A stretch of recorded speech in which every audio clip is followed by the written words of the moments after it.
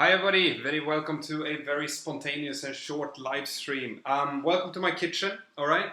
This is going to be a slightly different live stream today because I am working early tomorrow and I have to bake pizzas for my family. So you'll actually get to follow me while I'm baking pizza, and I'll try to answer some of your questions, but I'm not going to be able to do a full live stream tonight because, yeah, it's just, I'm going to have to be in bed in about an hour or so because I'm getting up at about 4 o'clock tomorrow morning. So I hope you don't mind. You'll get a cooking class at the same time as we get to ask some questions. So how are you all doing out there? I see George is here. Justice for Freedom is here. It's great to see you all here, guys. It's been a fantastic weekend. Apparently, one of my videos was really popular. The one about what's in the pilot bag. So I've got lots of comments, a lot of feedback, and it's all thanks to you guys. It's thanks to you sharing my video and working with me, guys. Thank you very much. I love interacting with you, and I hope you've gotten the app. If you haven't, it's completely free. Get it now. I'm in there now and then and answering questions, and there's loads of people in there asking questions about aviation, answering questions about aviation. There's other people, like other commercial pilots in there, people from all over the world. So get in there and get it now, because it's the community is becoming fantastic. Edward Cameron's my first entity into the super chat. When is your birthday? My birthday is the 22nd of September. So on the 22nd of September, I'm turning 23. Nah, not really. I'm turning 36. So yeah, so that's in about what is 4 months from now. Good. So any questions? I'm actually cooking my own tomato sauce here, so I don't want to burn that. Why does the 737 don't have a fuel dump? All right, I'll be with you in just 1 second, okay? I have to make sure I'm not burning this. Well, the 737 doesn't have a fuel dump for a very good reason, okay? Fuel dumping is something that aircraft that are doing mainly long haul are doing, okay? And the reason for that is because they have to upload an enormous amount of fuel, and normally it means that they have a much higher maximum takeoff weight than they have a maximum landing weight. All right, so they might have a maximum takeoff weight of, say, let's say, just for an example, 120 tons. Okay, but they have a maximum landing weight of 100 tons. So there's a 20-ton difference there. Okay, and that is mainly fuel. And that is because they're normally using all of that fuel up before they come and they land at their destination. All right. Now, if something would happen, let's say they take off and they have an engine failure after departure, well then, obviously, they're not going to burn those 20 tons that they need to burn in order to get down to their maximum landing weight, right? Now, that is a problem. So what they do then is they go out to a predetermined area, normally that's somewhere out over the ocean, and they dump that fuel at altitude in order to get the aircraft down to weight where they can land safely.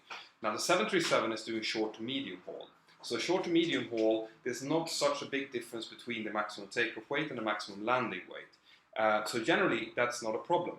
That means that we can basically go and land overweight. If it's a small problem, we can go and we can burn off fuel for a little while. But if it's a major problem, we can land and we can land overweight, and we just have to do a maintenance inspection, and that's it. So that's why the 737 doesn't have any fuel dumping capability. And this is William. So this is one of the reasons that I normally do my live streams from the office, but now we're just going to have to live with my family being around as well. Techers FC, would you recommend SAA flight training? Yeah, I would actually. It's one of the few schools that I can go out and say that I would recommend, because I've actually done my training there myself. So SAA is one of those schools that do have both a good reputation and, to my knowledge, good training quality. So let's see, you'll get to follow me here while I'm making my pizzas as well. Sorry. Right, guys, more questions. By the way, other flight schools, I will be visiting flight schools, and I'm also going to be, if you have the Mentour Aviation app, very soon there's going to be flight training organizations in the app that is going to present themselves. They are going to be in the chat explaining about, for example, what their procedures are for getting into the school, what you can expect for entrance exams, what kind of theoretical knowledge you need to have before you start your training, things like that. So if you have the Mentour Aviation app, very soon you're going to start to have direct connections to flight training organizations. All right.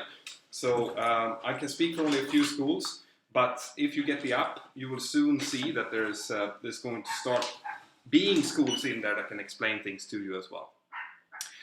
Right, more questions. Please, how do you like to fly with pilots, talkative or silent?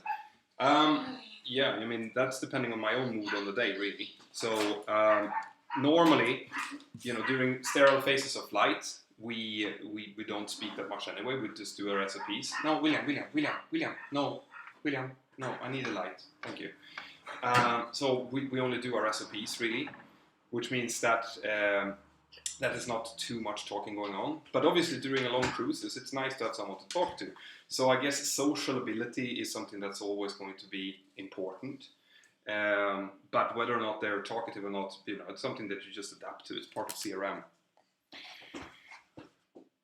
Right, more questions. Which is your favorite airport? This is a question that I get on almost every live stream, and the answer to that is that I don't really have any favorite airport to go into. Okay, I like flying into well-organized airports. Malta, I always take as an example, which is very, very well organized. Okay. Och så ta hand om Molly. So, so I like flying into airports which are well organized and, where ATC is good, where you have good landing facilities, like good instrument landing systems and things like that. But otherwise, I like flying into almost all the airports that we have. There's airports that are extremely beautiful. In Italy, there's loads of them. Here in Spain as well. But I don't have any particular favorite like that. What happens if you are late for a flight? Yeah, that's not a good thing. If you're a pilot, you shouldn't be late for a flight. Okay.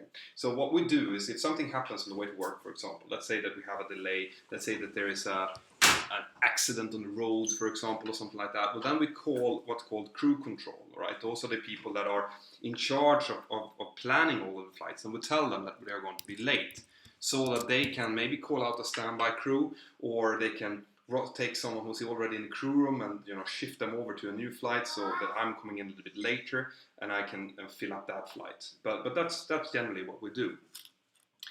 What language do you speak in your home life? Yeah, that's a bit of a mix. I'm speaking both Swedish to my boys, like now I was speaking Swedish to William, but we also speak quite a lot of English, me and my wife, and she speaks Swedish to them, and also obviously there's going to be Catalan and Spanish. So there's 4 languages being thrown around in here. What do you think about the British Airways shutdown? Yeah, as far as I know, that was due to a computer error of some sort. Those things happen, It's not good for them, but it happens.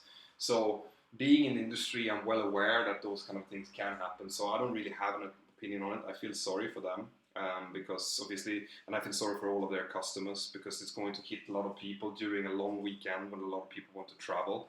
And it's going to cost a lot of money for British Airways and the AIG group.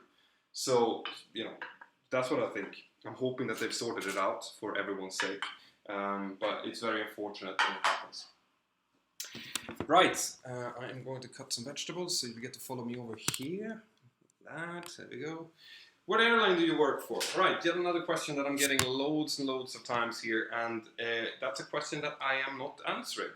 Now, most of you people who are watching this, you know who I'm working for, all right? It's not a secret, it's not something that I'm trying to keep under wraps, but I have decided, together with my employer, that since I am not an official spokesperson for the airline, okay, I'm just representing myself and what my views are and what my experience is, well then I'm not going to be showing their logos or showing their brand or talking about them on this channel. So that's what I'm sticking to. So I am never going to, unless they specifically tell me that it's okay, I will never go in and talk about them, all right? But you will see me in connection to my airline anyway. So like I said, it's not a secret. Edward Cameron, once again on the super chat. Thank you very much, Edward. So what is the most common cause of delays? Well, I would say the most common cause of delays are probably technical, if you see over the year. But If you look at now during the summer, I would say that the most common cause of delays are probably slot times, because there is a lot, and I mean a lot, of flights going in over Europe, especially now during the summer. It is probably, I don't know exactly the figures, but it's a good 20 or 30% more than what it is during the winter, which means that the airways get flooded, ATC units get flooded, so they issue slot times. And those slot times, they can range from normally not more than 10 to 15 minutes, but they do delay, you know. So that would probably be the most common reason of delays during the summer season. I'm just gonna have to concentrate a little bit here because I'm cutting stuff. Good.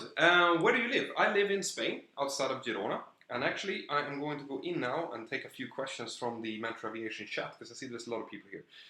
So, hello, Captain. Is it possible to become an airline pilot by training in the Air Force? Good question. All right, this is a question that I'm getting surprisingly often as well.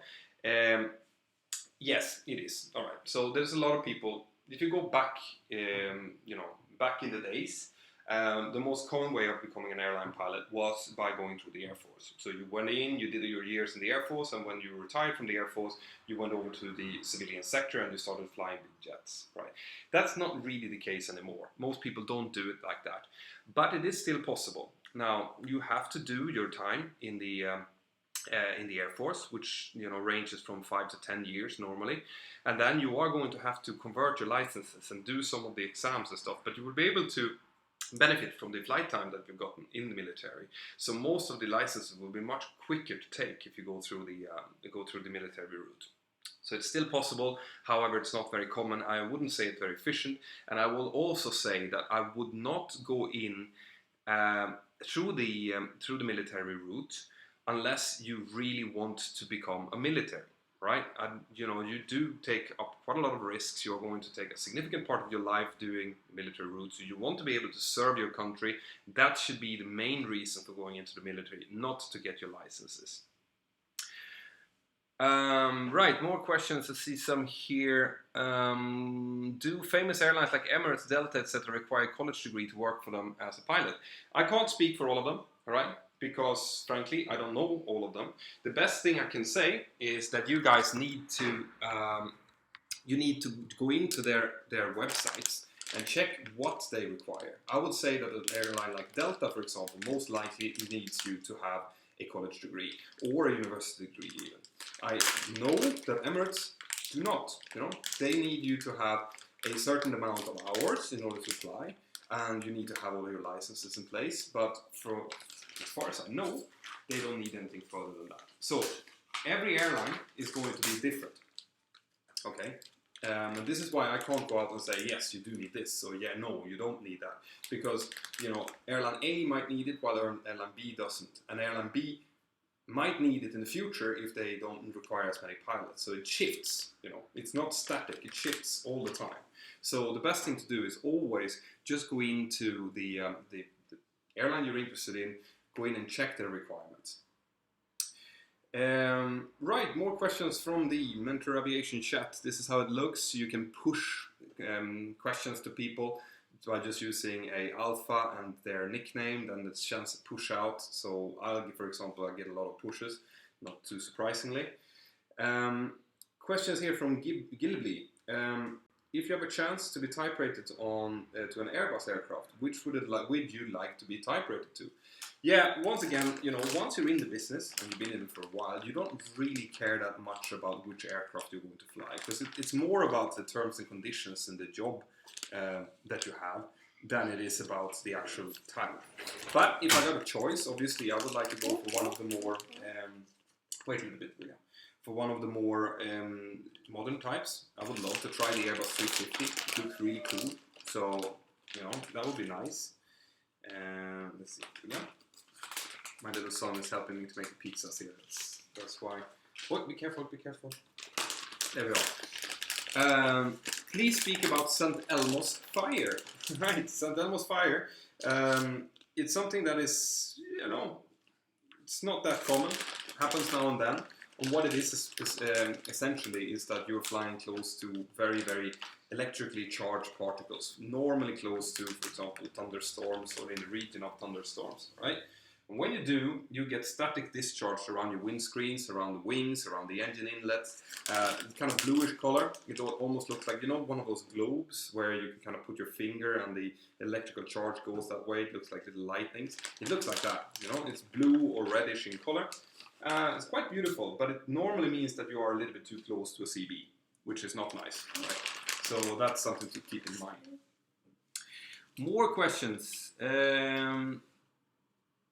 Right. Guys, like always, there's loads and loads of questions coming up here every minute. So if you have something that you really, really want me to answer, then use the super chat, okay? Because then it will pop up and I will be able to answer it. And I always answer all of the super chat questions. Did you have to pay for your type rating or did your airline sponsor it? I had to pay for it. Okay. Normally that's the case. I don't eat the cheese. We have to have that on pizza. Yes. Normally that's the case if you enter as a really young cadet. Okay. If you're coming in without any experience, then in most of the cases nowadays you do have to sponsor your own type rating. I paid about 30,000 euros for my type rating. Okay. Which is a lot of money, but I thought it was a really good investment because it meant that when I started back in 2002, it was just after September 11th. There were no jobs whatsoever. And this gave me a chance to get straight into flying a big jetliner, which was really, really good. So for me, there was not a question. I could borrow the money and finance it that way. But if you can go without self-sponsoring it, that is obviously very, very good as well. More questions, guys. Is a bachelor's degree necessary for a good job? No, not necessarily. I don't have a degree. I don't have a degree of any sort, and I have a fairly good job. All right, so it's not necessary, but it can be. And I'm also going to say this, that I'm talking mostly about the EASA now, the European side of things. But in the United States, I know that it's more common that they require you to have a degree. All right. Your rating is that on a specific aircraft? Yeah, so the rating works like this. Normally you get rated on a family of aircraft. So for example, I'm rated on the 737 from the 300 up to the 900 and probably the max. So it covers everything except for the very first 737, the 100 and the 200. All right, and that's normally how it works. So if you have an Airbus rating, for example, an Airbus 320, you will have the 319 up to the 321 and all of the types in between. And if you want to fly on any of the other types in the family, you need to do what's called a difference training, which is normally very short, kind of maybe a CBT course, maybe an exam or something like that, maybe a sim session or two, but it's a really, really quick thing. So it's not a full type rating, it's just, some differences showing what the systems are different, showing, for example, the dimensions and how to taxi and things like that. Lucas, I thought you were in the air. No. I'm always off on the weekends. Weekends is off time for me. So that's, I'm going to be flying tomorrow. And this is why you're seeing me here in the kitchen, fixing food for my family. Because I really did not have time today to do a live stream. But I realized that I had promised that I would do a live stream. So I'm doing it while I'm cooking. Great, now we're getting some questions here on the super chat. Do you know about FT Jerez in the south of Spain? Yes, I have heard of them.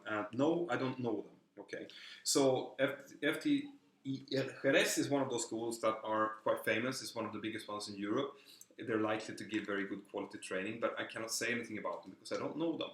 So if you are a representative for FT Jerez, for example, and you want to be featured in the app and go in and talk to users, like all of you guys, then contact me, all right? Because I am looking for training organizations like that to come into the app and both show a YouTube video or show a video, presenting the school, like a kind of like an open day, but a digital one, and also be available in certain times, which I'm going to push out to all of the users. Like, for example, on a Wednesday evening, there's going to be a representative from this school answering your questions, so that you guys can go into the chat and ask whatever questions you like. So this is something that is coming on the app very soon.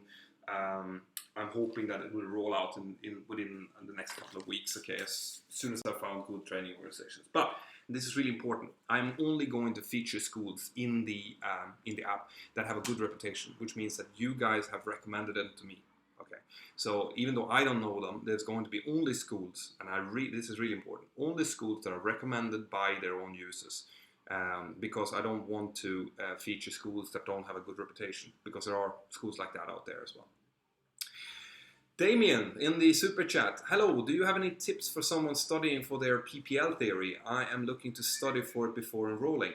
Yeah, this is a question that I'm also getting quite often. So there are loads of books out there. If you go into the chat, there's going to be loads of people in there telling you about different books and stuff to do. But in reality, what I would like you to do is...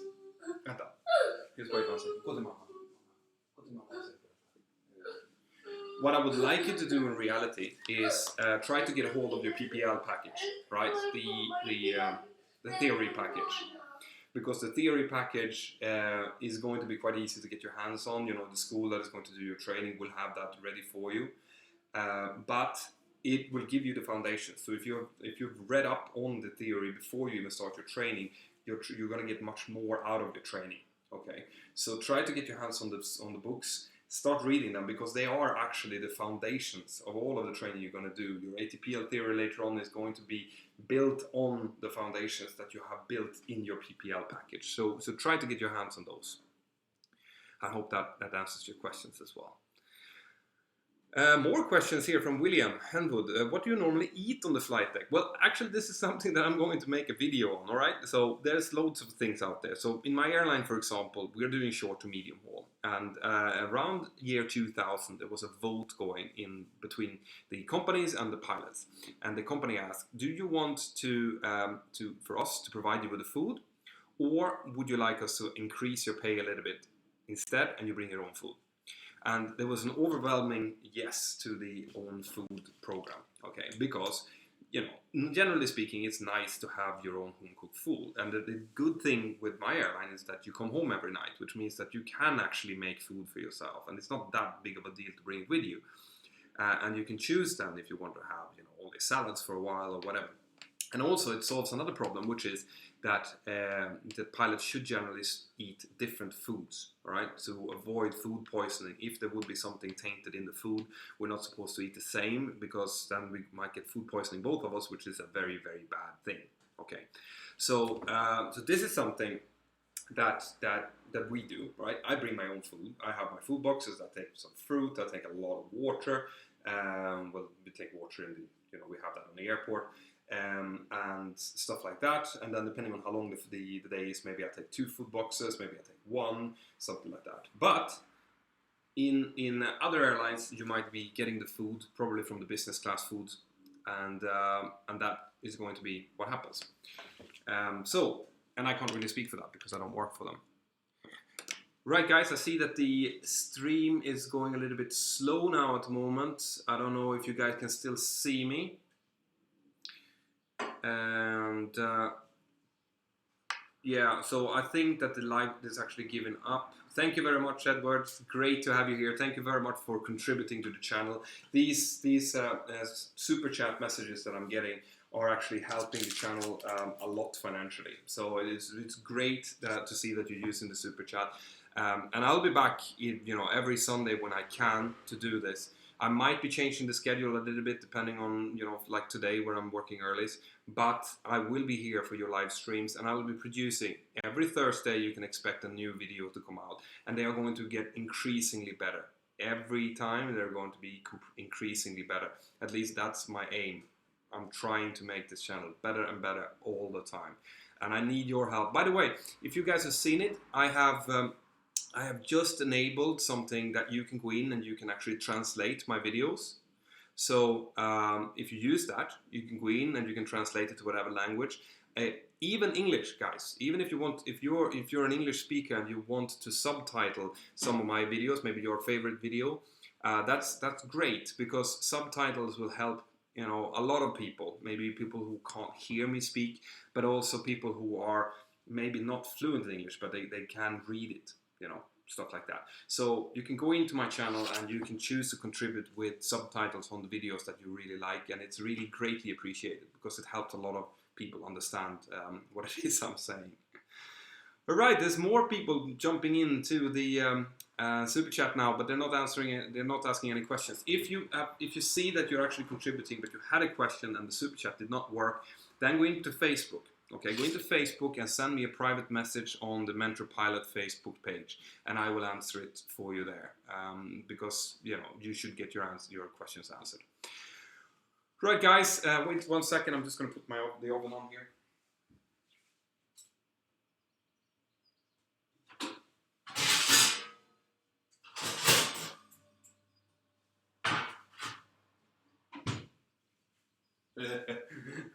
There's a lot of stuff going on. This is multitasking, by the way. If you were wondering if a pilot needs to multitask sometimes, doing a live stream, answering questions, and making 3 simultaneous pizzas at the same time, that is what we do. All right. So if you are going to do practice for your admittance tests to the flight schools and stuff, this is something to do. I'm just going to start cutting some ham as well. And I'm going to put out a little bit of onion. Right. Could we have a private chat someday to help my career? Yes. All right. So, guys, obviously, since the channel is getting bigger and bigger, and there's more and more of you out there, I am trying my best to answer all of the questions that comes up as questions, for example, comments on the YouTube videos that's coming up in the on the Facebook page, in the app. I am trying to answer all of that, but I won't be able to do all of it, all right? But there is one thing that I promised, and that is for all of my contributors on Patreon. If you go into www.patreon.com/mentorpilot, then there I have a community of people who are actually contributing financially to the channel every single month, and they are the ones who are helping me to buy, for example, ad space for the channel, to buy more camera equipment, microphones, pay for travel, going to flight schools and visiting them, stuff like that. And if you are one of my patrons there on the €10 level, then I have promised that if you want and whenever you want, we can set up a private Skype call, and we can sit and we can talk for an hour or whatever you need. So if you want to have a private chat with me, I won't be able to give that to every one of you out there, but I have promised to do that to my top contributors on Patreon. So get into Patreon if that's something that you want. Otherwise, I will be trying to answer your questions anyway, right? It's not like I'm not answering questions. I'm sure you've seen I try to answer all the questions that comes anyway, but I just can't cover them all. They look delicious, thank you. More questions then. Seshkin Kupeli, thank you for the help on the project at SAA. I hope that project went well. So I helped out just answering some questions on a project that one of the pilots did, just doing his studies on Scandinavian Aviation Academy. And okay, our build, all right. I did tow gliders, for example, very little, but I did it. I did do some fire surveillance, which we did in northern Sweden, where we just go out and fly a specific route and look for forest fires during the summer, which is a great way of our building, and it's free, obviously. But I would say that probably the most effective way to our build is always going to be to become a flight instructor, all right? Because a flight instructor, then you will get paid for our building, and you will be able to build hours while you're instructing to other people, and you're building a lot of good experience. Now, you can't do that as a PPL, right? I understand that. So for a PPL student, you're going to have to look at all of the other things that I said, or take your friends and family out, all of your friends, make them share the costs of renting an aircraft, or maybe go to the United States or to Poland, look for a nice flight school that might be renting out aircraft at a cheaper rate. Just make sure that they're safe and they have a good technical record on their aircraft. And then rent an aircraft there, take some friends, go out and do a tour of Europe or a tour of the United States, whatever. Remember my mentor cadet, Maria? She's gone to California, rented an aircraft there, flown around California. It becomes like the best, coolest thing that you can ever do in your life. And you are building hours as you're doing it. So that would probably be a great thing to do. Right, guys. Let's see. I am going to have to wrap this up very soon because my pizzas have to be ready, and I have to feed my kids, and then I have to go to bed because I'm getting up at 4 o'clock tomorrow morning to do a fairly long day. Now, this is probably one of the least glamorous things of being an airline pilot. Okay, that's getting up really early in the morning, but it is definitely worth it, and you can expect to see some nice pictures on the Facebook page. So go and have a look at Mentour Pilot's Facebook page if you haven't already. Right, guys, I'm going to take just a few more questions here from the chat. So Sam the Reiner man, Mentor Pilot, when are you allowed to disengage the autopilot? Good question. So we're allowed to, for example, do a completely manual departure, providing that we have pre-briefed it. So the autopilot knows that it's going to be a manual departure, and only if the weather permits it and it's not too much traffic around, things like that. So we have to do it when it's suitable. All right. On the arrival, we can do the same thing. We can brief a visual approach, or we can brief a manually flown approach, providing that the weather allows it, that it's not very busy, and things like that. So it's all about finding the time and doing it when it doesn't present a threat to the operation. So that's the way we think about it, and that's what we do. So basically, you can hand-fly the aircraft, but we wouldn't disconnect the flight directors or anything like that. We'd use all of the aids that we have because it's safety related. Now, here's Lucas. He's not looking very happy. What's up, Lucas? You have to tell them, people are looking for, they've seen your aircraft now. Remember the aircraft that you built? All of the people are watching it now. Wasn't it a cool aircraft you built, guys? Yes. Maybe you should go up and try to construct another one. What do you think? You're not looking very happy, are you? Alright, guys, I'm going to wrap it up there. Let's see, I'll take one more question from the Mentour Aviation chat. Go in there, because I'm going to be in there, maybe not tonight because I'm going to bed, but I'm in there every single day. And also there are other people in there, like Annie Fluff, for example, if you know the Instagram girl. We've had Captain Joe in there. He might be coming in. There might be other YouTube stars coming in. Flight Shops was in there last week answering questions as well. So there's quite a lot of people that you've probably seen here on YouTube that is going to be coming in and answering your questions before. Irish Aviation, would you recommend a cadet program? Like that? Very good one. When are we going to do the pizza? I am making the pizzas now. Alright, guys, I'm going to have to wrap it up. Have an absolutely fantastic evening. Next time I'll have a longer live stream with you guys, I promise. Probably next Sunday. There will be a new video coming out on Thursday. Maybe something in between as well. But until then, I hope you're all doing absolutely fantastic out there, guys. I really do. Stay tuned, get the app, and I'll see you in there.